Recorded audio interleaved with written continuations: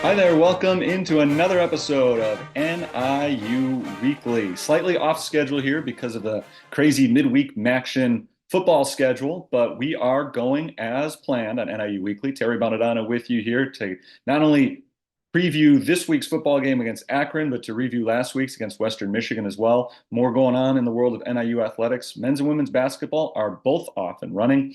Wrestling held their first competition of the year last week, and they've got another one coming up this week as well. So a lot going on in the world of NIU sports. And it's not just on the field or on the courts. We've got an event this Friday, November 15th. You can join NIU head coaches and administrators at the Huskie Acres Visitor Center from 4:30 to 7:30 p.m. It's going to be the release of Boneyard Blend. That's NIU Athletics and Huskie Acres' new co-branded bourbon. So very exciting. The Boneyard Blend celebrates the 125th anniversary of NIU Athletics, which we've been celebrating throughout this year. It also celebrates the Huskie football team's historic victory over Notre Dame back in September. You can purchase your bottle of Boneyard Blend at the event. It costs $57.99. $10 of that price is going to be donated to NIU Athletics. That's $10 from each bottle that's purchased for $57.99 will be going towards NIU Athletics. The release event itself is free and it's open to everybody. So find out more about it at niuhuskies.com. Let's get into talking about this week's athletic events. The only one midweek this week is the football game. So that crossover schedule is starting to lighten up just a little bit. The Huskies take on Akron at home this week. So we'll talk to head coach Thomas Hammock in just a few minutes about that one. And then later on in the show today, we're going to be talking to Heath Duncan. He's the senior associate athletic trainer. He's the head trainer for the football team. And that's going to be a really good conversation. I love talking to all the different coaches here at NIU. It's always fun. But I really enjoy sometimes being able to go behind the scenes to some of these departments that you don't always get a chance to witness. And so we're going to get an in-depth view of what Heath and his training staff do. So that's going to be a fun conversation. It's all coming up in just a few minutes. Before we get to the interviews, just one last point I want to make, and that is the football game, Wednesday night against Akron. The promotional theme for this one is Dogs After Dark. It is the only weekday night game at Huskie Stadium this year. So it's going to be a blackout. Be sure to wear your black Huskie gear. And if you don't have any, you can always stop by one of the Victory Threads locations located around the stadium and in the indoor yard. So you can stock up on your black Huskies gear and be ready for Dogs After Dark Wednesday night against Akron. Speaking of Wednesday night against Akron, head coach Thomas Hammock is going to be there. So why don't we dive in right now and talk to today's guests. Our first guest today on NIU Weekly is, as always, the head coach of the Huskies, Thomas Hammock. Coach, you're coming off of a big win against Western Michigan. We've had, a little bit of time to reflect after that. When I know on the radio broadcast, Mark Lindo referred to it as what he thought was the most complete game that NIU has played this year. Not necessarily the best game, but the most complete in terms of offense, defense, special teams. Where did you stand on the overall team performance? Well, I thought we really played complementary football in all three phases. Anytime all three phases has an impact on the game, that makes it more complete. And I thought offensively we did some nice things. Defensively, we had 3 takeaways. And then obviously the kickoff return gave us a lot of positive momentum that energized our team on the sideline. You play a team that hadn't lost yet in MAC play, and certainly in the second half, you controlled that game, and you really were able to pull away from them a little bit. I know, just being on the sideline myself during that game, and I could feel the energy towards the end of it. Does that carry over into your week of preparation for the next game? Yeah, obviously, it was a great win. I thought our kids had a lot of fun playing in that game. But then you have to reset and refocus and get yourself back to the baseline of what it takes from a preparation standpoint so you can have that type of success again. And I've been very pleased with the practices that we've had so far, 2 excellent physical practices this week. And now we got to continue with the mental work to get ready for Wednesday night. What's the difference for you as a coach? I'm just very curious about the mental side of it, because we've talked this year after big wins, we've talked after tough losses, and in all cases it's okay, but now we've got to move on to the next one. How do you treat it differently after a big win compared to a difficult loss in terms of telling the players we have to move on? Well, I think, after a big win is a lot more easier to handle the details of the performance. And I think that's what I've challenged my coaches to do this week. Demand. Obviously when you win, everybody's feeling really, really good, which is a great thing. But now we can demand a lot more, and people, won't take it a certain way because of what just happened in the last game. So, we've explained to them the things that it takes to win. We've been on the details hard this week.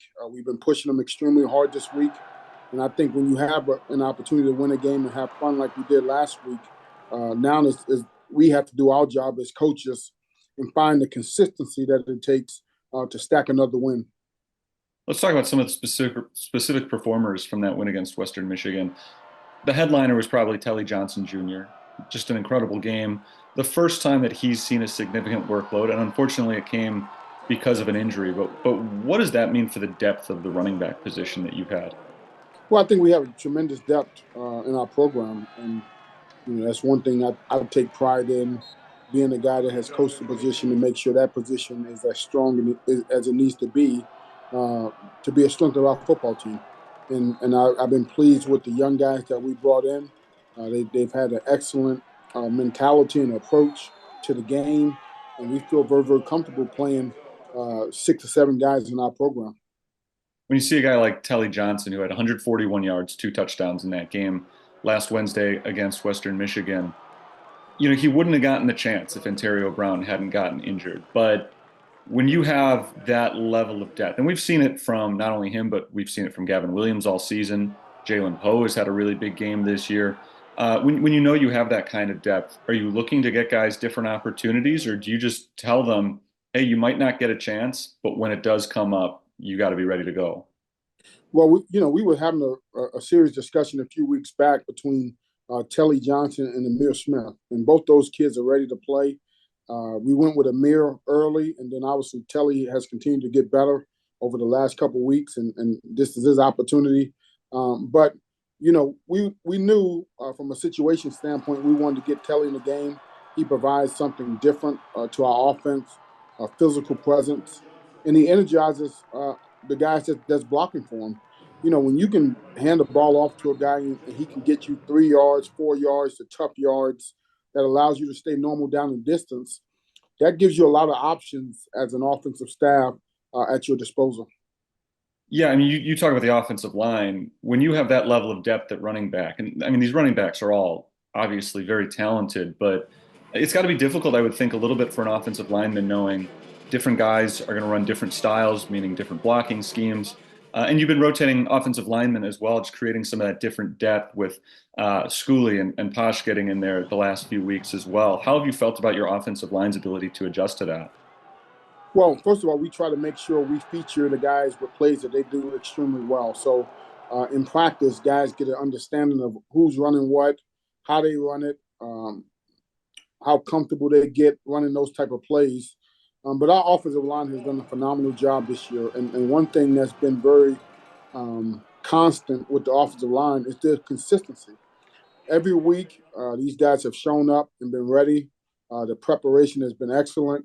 I think Coach Luke Meadows has done a phenomenal job with that group of instilling the standards of what it takes to be a good player in our program, and those guys that follow his lead.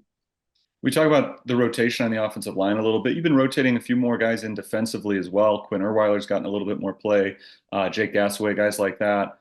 At this point in the season, is that trying to get a look at different players? Is it trying to keep the other team guessing a little bit? How much of it is just realizing, we're 10 weeks into a very physical season, and some of these guys need a little bit extra rest, trying to keep them fresh? Yeah, for our program, we are a developmental program, and guys develop at different stages in time. And so we're always going to work on getting guys ready to play. And if we feel like they're ready to play, then give them opportunities to play. And number one, I think that helps with the morale of your football team. Hey, I've been working my tail off. I got an opportunity to go out there and show it. But also it works for the long-term health of your program. Jake Gassaway and Quinn Erweiler are coming back next year. Furman and Dolphin are not. So we have to think short-term and long-term when making decisions. And I think I challenge my coaches all the time, don't waste reps in practice. Every rep is very, very valuable. And so if there's a young guy that is getting better, give him reps in practice so he can get closer to being able to play. And we got guys on defense like Lance Ingold, a defensive end.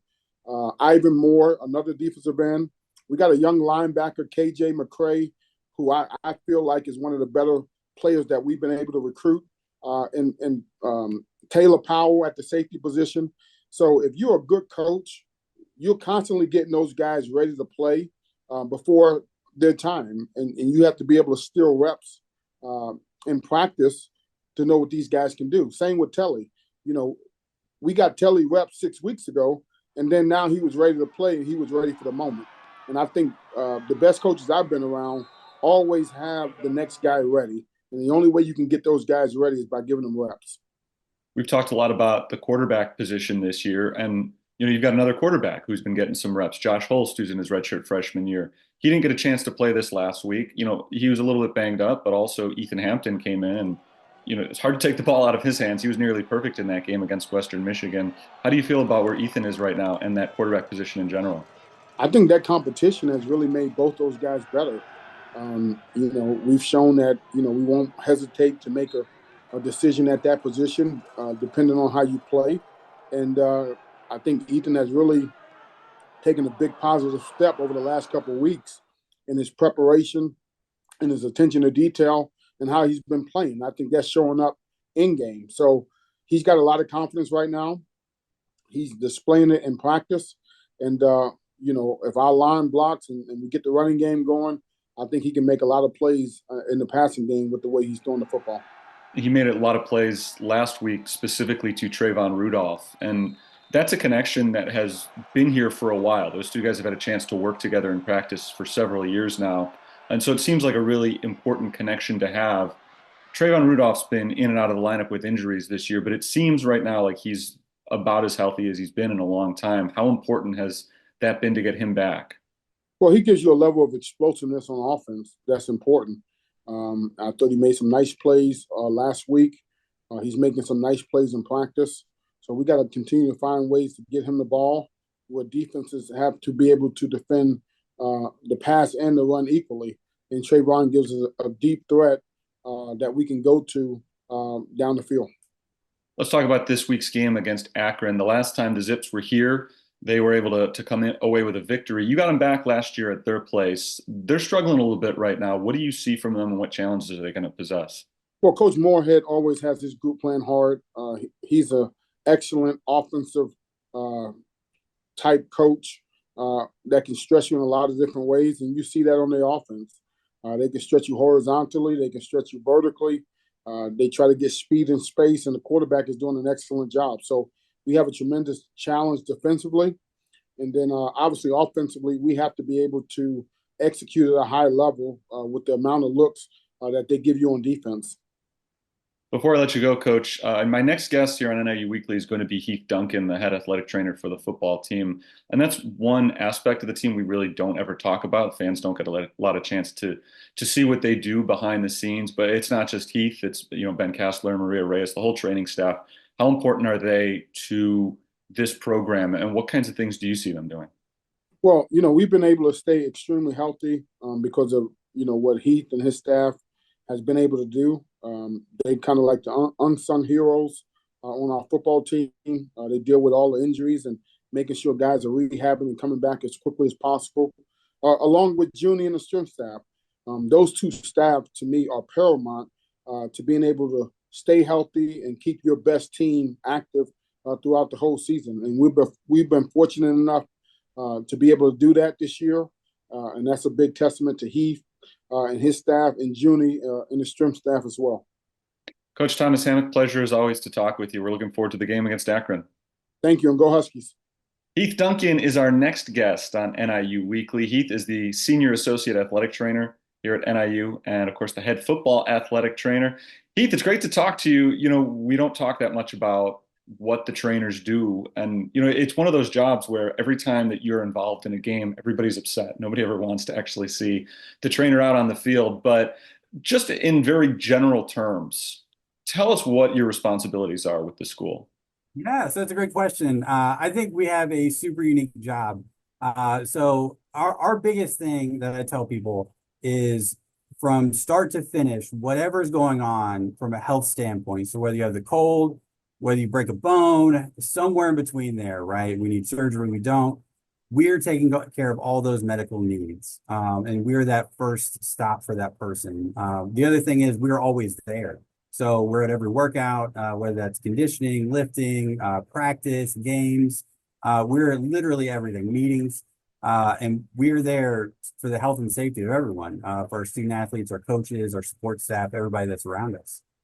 How much of your job, and it's probably hard to put a percentage on this, but everybody sees you come out when a guy gets hurt on the field. But how much of your job is that treating somebody after they're hurt, and how much of it is in addition to that before it happens, making sure that they're prepped in a way that they can avoid injury? Yeah, so we do a lot of prehab between us, our amazing strength staff with Junie and everybody there. We're trying to stay ahead. You can't always predict it, right? So I get that question a lot of like, how much is game day a part of it, right? It's really a small part. It's everything behind the scenes, from the rehab aspect, from getting a guy back, right? So you sprain an ankle, and then we start to work it back. How quickly can we get back to activities of daily living? How quickly can we get back to running, jumping? And then how quickly can we get back to actually playing football, right? Or whatever that sport is that our athletic trainer covers.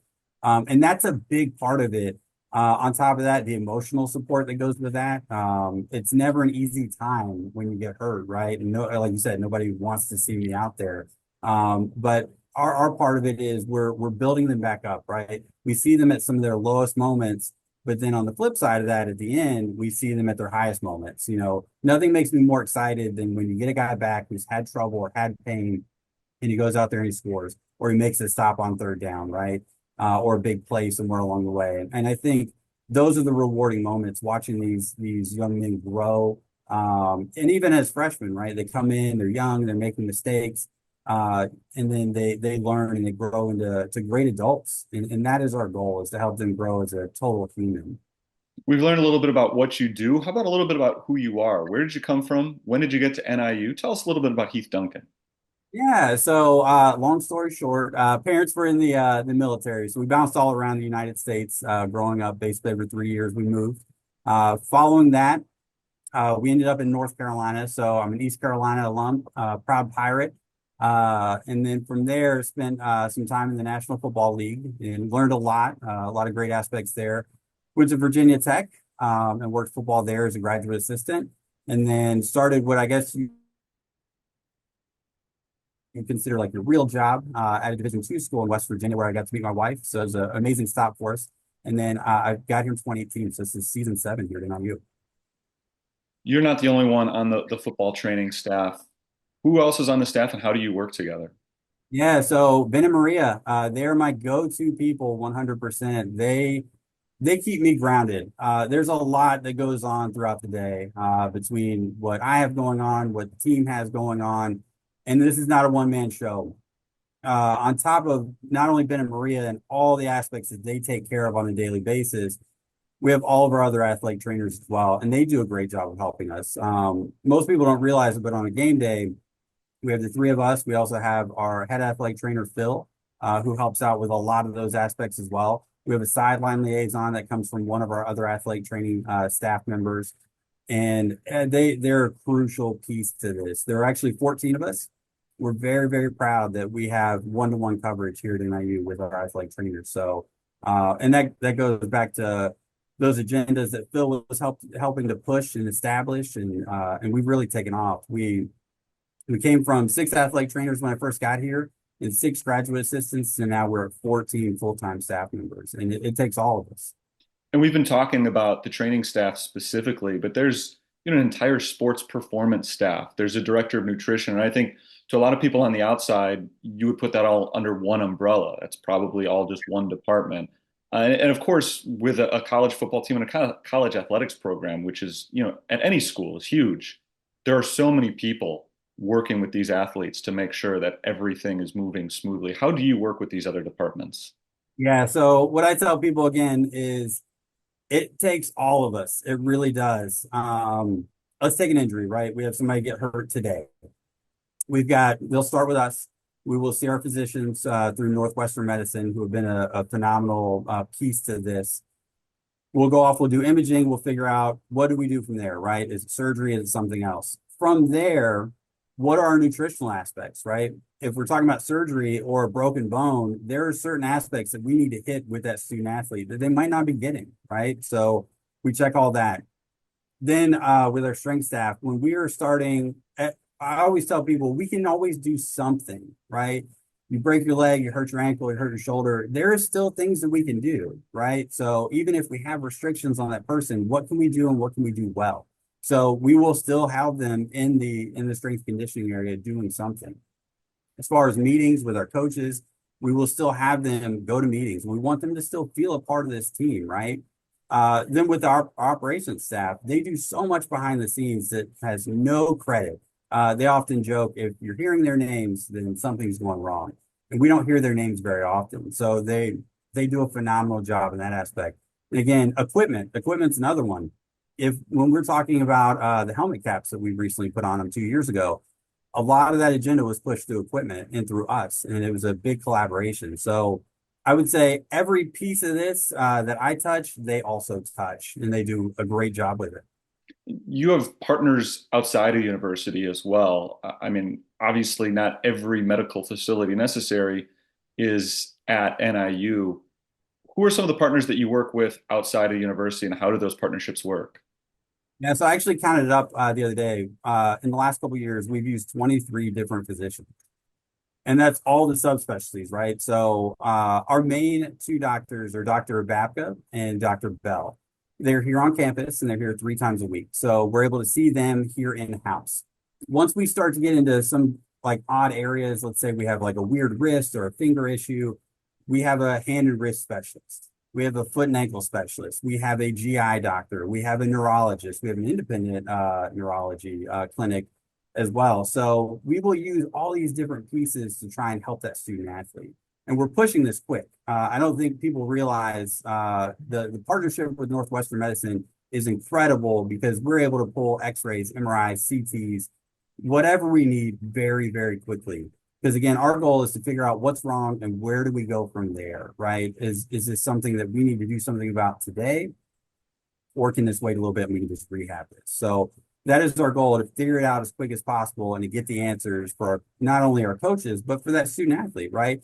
That is our number one priority as a student athlete. You have kind of a unique resume, I think, in terms of a college athletic trainer. You've worked at other colleges, as you mentioned, but you've been to the NFL as well. I know you've traveled and worked internationally. So you've brought a lot of different perspectives to this job. Has that changed the type of treatment that you might offer compared to somebody who maybe would only have worked at a college? Yeah. I guess I forgot to mention I lived in China for a year and worked as an athletic trainer. So when I started that, I think when you talk about like cupping or dry needling, right? I wasn't really bought in. I was like, yeah, I think there's something to it, but maybe it's a placebo type effect. And you see it there and you see it work, right? People are buying into this and believing in it. So when I got back to the United States, I got into cupping was one. It was very easy, very quick to like learn and start to implement.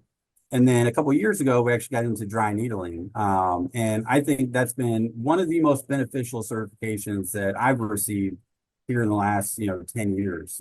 It's been really good. So I think you have to keep your mind open, right? And you hear these different thoughts and philosophies and theories. And same thing with our student athletes. If they have a different idea, I might have what in my head I think is going to work, right? And then they come up and they say, well, what if we try this? Or, have you thought about that? We don't dismiss it. We look into it and we say, what else is there, right? Do we need to get into the chiropractic adjustments with Dr. Dave Smith, or, do we need to go over to physiatry, or what else is there, right, that we can do for the student athlete? So you definitely have to keep an open mind. And I think that's helped me being able to experience a lot of different things. Football season ends here. You're not done. You also teach in the kinesiology department. First of all, what in the world is kinesiology? Secondly, what's it like working with the students at that level? Yeah, so basically it's the study of the human body, right? You can kind of go a lot of different directions. A lot of the students go the physical therapy route, occupational therapy, athletic training. There's all sorts of different directions that you can take from there. I love it. Honestly, I tell people it's kind of like an odd break in my day. Like I get to leave work for a little while and I get to go teach. And it's what I do all day, right? I would say the majority of my job is the rehab behind the scenes that nobody ever sees.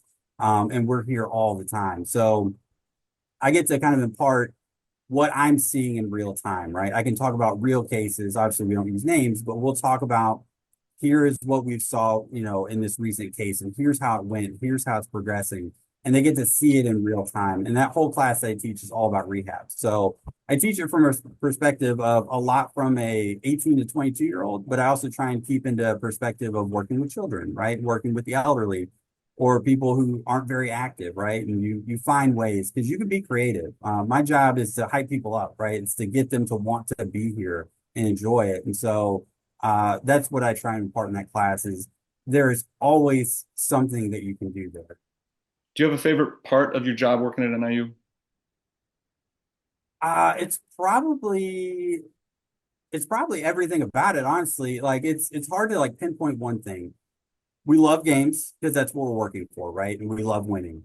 Obviously, I got 2 championships right behind me here. And I want more. So I think that's always a big factor. But I think it's honestly the growth of these student athletes. Again, as I stated earlier, you see them come in, they're young, they don't know what the landscape is.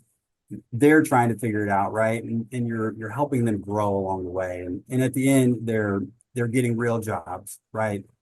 They're being successful in life, and that's all you can ask for. We ask them to work really hard, and our student athletes give everything they've got to this program. Heath Duncan, I think we all really appreciate you sort of opening our eyes a little bit to what your department actually covers. So thanks so much for stopping by today. Yeah, I appreciate it, guys. Thank you so much. Go Huskies. Before we wrap things up here, let's take a look at the upcoming NIU schedule. Of course, football, middle of the week. This week, a Wednesday night contest. It's a 6 o'clock start time. That game against Akron, of course, is at home. So if you can't make it out, it will be on TV on the CBS Sports Network. And it's also on the radio, of course. So feel free to mute that. Tune in to WDKB 94.9. You'll be able to hear Andy Garcia, Mark Lindo. I'll be patrolling the sidelines for that Wednesday night game as well. The weekly schedule continues on Friday. Cross country for the women, they're at the Midwest Regional in Peoria. Volleyball is at Miami. Volleyball had their senior night this past week, so they go on the road to close out the season. They're at Miami on Friday and Saturday. Wrestling is at Northwestern on Saturday, and men's basketball has a game on Saturday night as well. They are at Bradley, so they're also in Peoria. And then, of course, you don't have to wait a full week for another football game. Next Tuesday, November 19th, the football team goes to Oxford, Ohio as well. They'll take on Miami on Tuesday night. So a lot going on at NIU over the course of the next week. Thanks, as always, for tuning in to NIU Weekly. I know I appreciate having you with me here, and you can join us all the time, every week. Be sure to subscribe to the NIU Athletics YouTube channel and subscribe so that you're notified every time a new video is posted. It's not just NIU Weekly. We also have press conferences, highlight packages, all kinds of good stuff on the NIU Athletics YouTube channel. So make sure you're tuned into that. And of course, I appreciate you as well bearing with the weird schedule. With the football games not being on Saturdays anymore, we're a little bit off schedule. So thanks for sticking with us and finding us. It's not just NIU Weekly. Again, it's the press conferences. It is the highlights, the interviews, everything are coming out on different days. So again, make sure you subscribe because you will get that notification. It's not going to be the same usual schedule that we've had. Again, football on Wednesday night, 6 o'clock against Akron. Pregame show starts at 5:30 on WDKB. So tune into Andy, Mark, and me for that. And we're keeping Andy busy. He's traveling with the basketball team as well out to Peoria. He'll be with Rodney Davis all season long on NIU men's basketball broadcast. So tune into those as well. Thanks one more time to our guests today. That's Thomas Hammock, joining us every week. Always good to talk to him. And it was fun to talk to Heath Duncan, the head athletic trainer today as well for the football team. Don't forget that NIUHuskies.com is your home for all the information on events, stats, game notes, a whole lot more. So go to NIUHuskies.com for all your information. I'll be back with more NIU Weekly next week. Until that time, Terry Bonadonna signing off. Go Huskies.